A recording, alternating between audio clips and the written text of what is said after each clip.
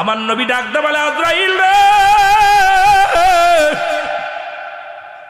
ও আজরাইল, কত মাসুম মাসুম বাচ্চাগুলো মায়ের কোল থেকে নিয়ে যাও, কত সন্তান নিয়ে যাও, কত বালক মায়ের দুধ খায়, তারে তুমি নিয়ে যাও, তোমার দিলে কি মায়া লাগে না?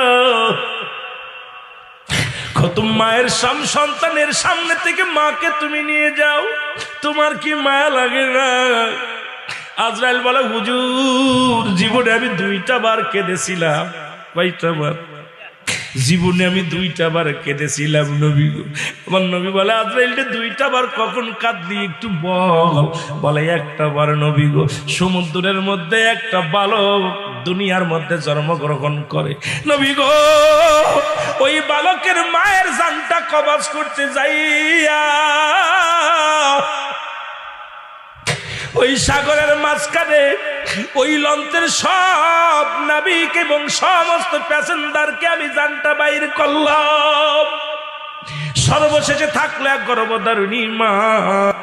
তখন এই সঙ্গে সঙ্গে ডেলিভারি হয়।